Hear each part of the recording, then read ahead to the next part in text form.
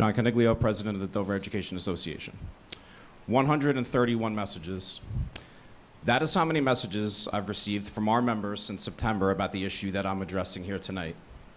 On behalf of our staff and myself, I'm going to share our deep dissatisfaction with the persistent and worsening substitute coverage crisis in our Dover schools.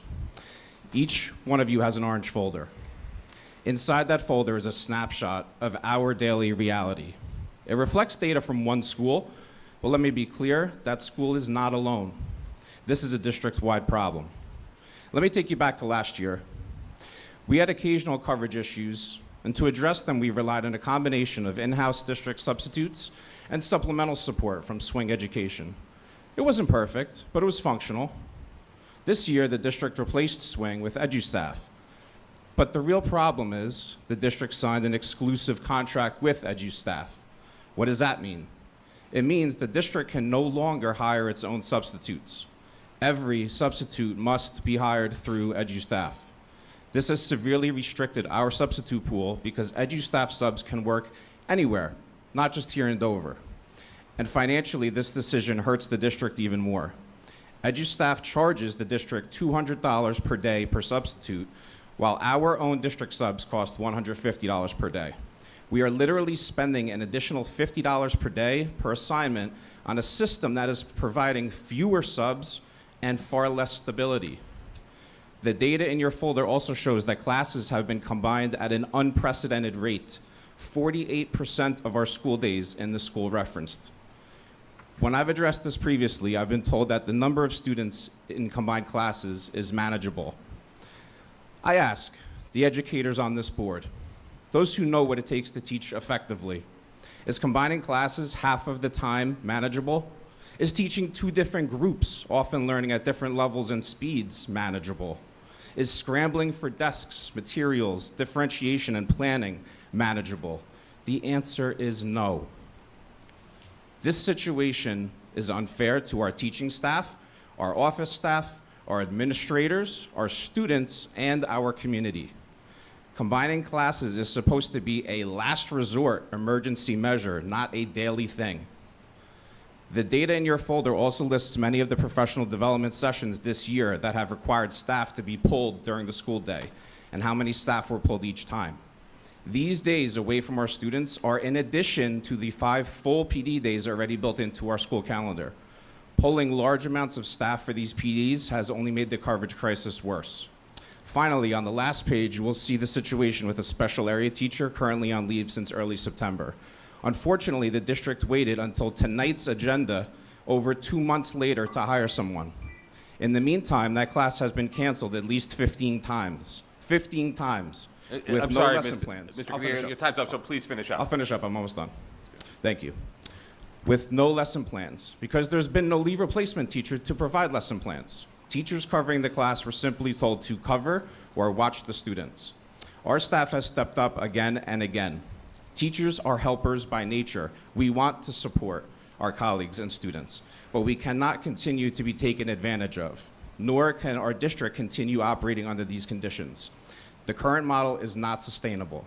The 131 messages I received about this one issue alone should tell you just how serious and widespread this problem has become.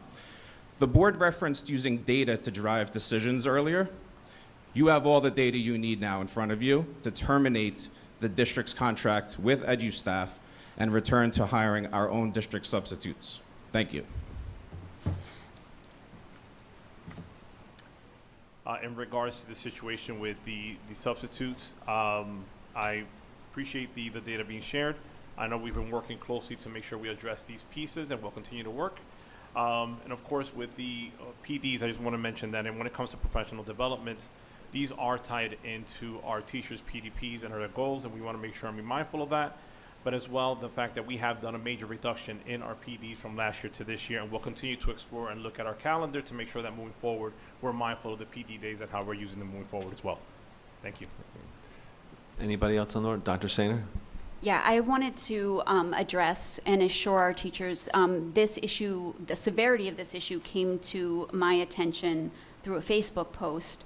And I asked that it be included on our last curriculum and student achievement agenda. We did talk extensively with Mr. Jaime about changes in the system since the severity of the issue was known. And to be clear, it is never okay for classes to be combined. It is never okay for a teacher that teaches X to cover a class that teaches Y. But we live in a world where there are not enough substitutes right now. And so I appreciate that there is a problem. I appreciate that Mr. Jaime is doing everything he can to solve it. The data from, I believe this is North Dover, whichever school that this is, yeah, it's North Dover. I appreciate it. One of the things that I looked for in this data, that the number has come down since our discussion with Mr. Jaime about the new procedures in terms of class coverage and moving teachers and combining classes. And again, let me be very clear, it is never okay. It is never, a choice that any administrator wants to make. And I appreciate that this process of fine-tuning this will continue, and we will certainly in curriculum be asking for updates, but the number of instances of class coverage are much less in the first 2 weeks of November compared to September and October. So that is reassuring. I trust that Mr. Jaime and the rest of the administration will continue to refine the process. I hope that teachers with concerns will take advantage of Mr. Jaime's, I'm forgetting what they're called.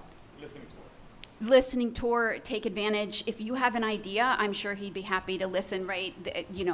We're all on the same team. So thank you for bringing that to our attention, and thank you for trying to find solutions. I hope that you can work together to find solutions moving forward. I want to echo the same, that our administration, I know, is working very hard to rectify the situation, and I have full confidence that they will be able to get to a solution that will be satisfying to everyone involved. So thank you, Mr. Jaime. One last thing, if you're at home and you have met the requirements for a sub-license, please apply. We would love to have you. I'm sure information for that is on our district website. Mr. Jaime, can you give better directions to where that might be?